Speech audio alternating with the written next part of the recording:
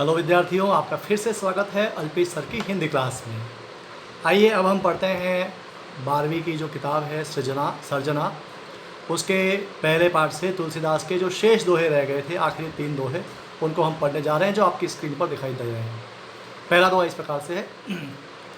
तुलसिया संसार में भांति भांति के लोग, सब सो हिल मिल चालिए, नदी नाव संजोग हो तुलसी, नदी नाव संजोग। इस दोहे में तुलसीदास कहते हैं कि तुलसीदास कहते हैं या संसार में, इस संसार में भांति भांति के लोग, भांति भांति यानी अलग अलग तरह के, भांति भांति के लोग इस संसार के अंदर हैं।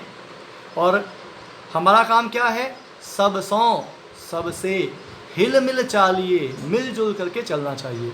मतलब कई तरह के लोग होते हैं जो हमें पसंद हो नापसंद हो, फिर भी हमें सबके साथ में तालमेल बैठा करके रखना पड़ता है, मिलजुल करके चलना पड़ता है। तो यही संदेश यहाँ पर तुलसीदास देते हैं कि कैसे हिल मिल करके चलना चाहिए। नदी नाव संजोग, कैसे? जैसे मान लो हम नदी के माध्यम से कोई नाव जो नदी है उसे नाव के माध्यम से पार कर रहे हैं, तो नाव में हमारे साथ बहुत सारे लोग बैठे होते हैं। कई लोग हमें पसंद होते हैं, कई लोग पसंद नहीं होते, लेकिन उसके बावजूद भी हम लोग जो होते हैं वो उनके साथ बैठते हैं और तालमेल बैठा करके चलते हैं। तो उसी प्रकार से इस संसार में जो भांति भांति के लोग हैं उनके साथ हमको हिल मिल करके चलना चाहिए। भांति भांति और हिल मिल, इन दोनों में पुनरुक्ति प्रकाश अलंकार है, दोहा छंद है, ठीक है। और जो नदी नाव संयोग से तात्पर्य है, नदी में जिस प्रकार नाव जाती है उसमें बैठे हुए लोगों का आपसी संयोग होता है, उस प्रकार संयोग से हमको यहाँ संसार में लोगों से मिलजुल करके रहना चाहिए। अगला दोहा जो है वो आपको इस प्रकार कहता है। तुलसी पावस के समय धरी को किलन मौन, अब तो दादुर बोली है, हमें पूछी है कौन, हो तुलसी हमें पूछी है कौन।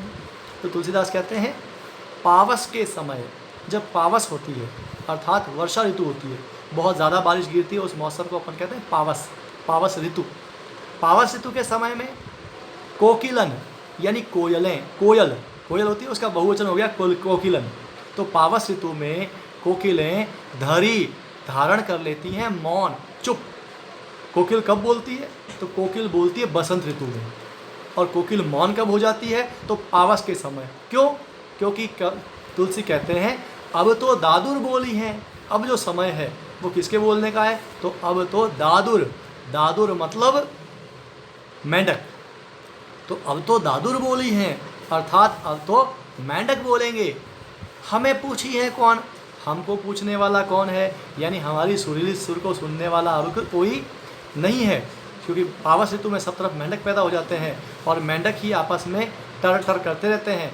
इसलिए पावस के समय में कोयल जो है वो मौन धारण कर लेती है।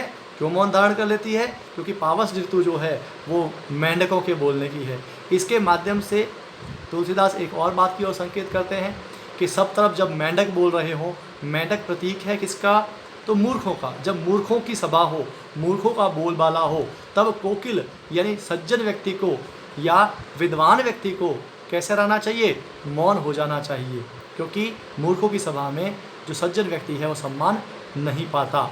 तो ये बात इसके माध्यम से कहने का प्रयास किया था। यहाँ पर दृष्टांत अलंकार है। और अंतिम जो दोहा है उस ओर अपन बढ़ते हैं।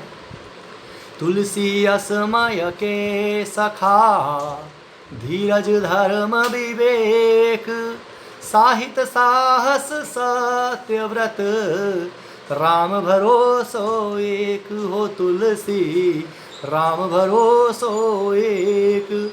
तो तुलसीदास कहते हैं कि असमय के सखा यानी बुरे वक्त के, असमय मतलब बुरा वक्त का सखा यानी मित्र कौन है? तो असमय का जो मित्र है हमारा वो है धीरज, जो हमारा धैर्य होता है। धीरज एक गुण है जो मनुष्य का भीतरी गुण है। धर्म, उसके अलावा विवेक, मनुष्य में जो सही गलत का निर्णय करने की क्षमता होती है उसे विवेक कहा जाता है। तो असमय के सखा यानी बुरे समय में आपके जो मित्र हैं, जो साथ देने वाले हैं, वो कौन है? धीरज है, धर्म है और विवेक है।